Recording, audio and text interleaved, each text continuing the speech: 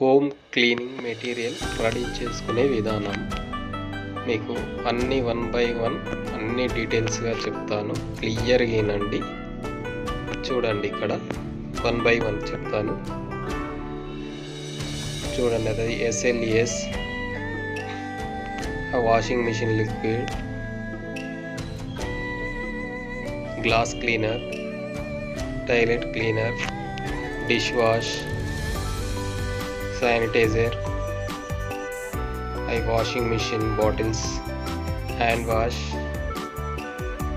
Soap oil,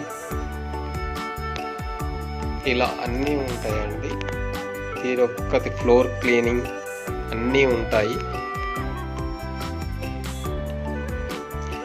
మీకు చెప్పేది ఏమిటంటే ఇవన్నీ రెడీ చేసుకోవచ్చు మీరు, కానీ మీకు అందరికీ అర్థమయ్యేలా చెప్తాను. నా వీడియో చూడండి, ముందుగా నా ఛానల్ సబ్స్క్రైబ్ చేసుకోండి, లైక్ చేయండి, షేర్ చేయండి. ఎక్కడా కానీ డబ్బులు పెట్టి ట్రైనింగ్కి వెళ్ళకండి, నేను ఫ్రీగా చెప్తాను. కింద నా నెంబర్ ఇస్తాను. అనవసరంగా డబ్బులు పెట్టకండి. చాలా ఎక్కువ డబ్బులు తీసుకొని బయట ట్రైనింగ్లు ఇస్తున్నారు, అక్కడ ఏమీ చెప్పరు పెద్దగా. ఓకేనా? ముందుగా మాత్రం నా ఛానల్ సబ్స్క్రైబ్ చేసుకోండి. ఇవి ఎలా రెడీ చేయాలి, ముందుగా మీరు పెన్ను పేపరు దగ్గర పెట్టుకోండి. 1 by 1 చెప్తాను నేను. ఇప్పుడు చెప్పేది ఏంటంటే హ్యాండ్ వాష్. ప్రస్తుతం ఒకటి చెప్తాను మీకు, హ్యాండ్ వాష్ ఎలా తయారు చేసుకోవాలనేది. పెన్ను పేపర్ తీసుకున్నారా? చూడండి, ముందుగా చెప్తాను. ఫస్ట్ హ్యాండ్ వాష్ రెడీ చేసుకునే విధానం.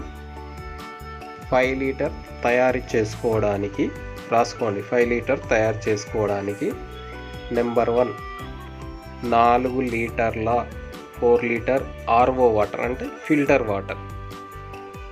నెంబర్ 2 ఎనీ కలర్, ఏ కలర్ అయినా వేసుకోవచ్చు, కాకపోతే హ్యాండ్ వాష్కి ఎక్కువ పింక్ కలర్ వాడతారు. బ్లూ అన్న పింక్ అన్న మీ ఇష్టం, ఏదన్నా వాడండి. ఇది ఎంత, ఓన్లీ 1/2 గ్రామ్ వాడాలి. ఇది బాగా పవర్ ఉంటుంది. కొంచెం వేసినే ఒక 5 లీటర్లలో ఫుల్ చిక్కదనం వస్తుంది.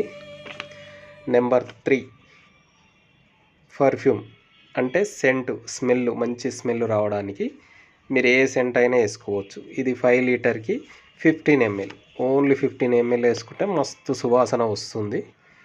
తర్వాత CDEA అనే ఒక కెమికల్ లిక్విడ్, ఇది 50 ml, 50 ml వేసుకోవాలి. తర్వాత వచ్చేసి 5th వన్ వచ్చేసి CAPB 50 ml ఇది. తర్వాత వచ్చేసి 6th SLES, నేను బాటిల్ చూపించిన చూడండి, వైట్ది ఇక్కడ బ్లూ కలర్ 5 లీటర్ క్యాన్ పక్కక, అది కలుపుకోవాలి, 1 లీటర్ అది.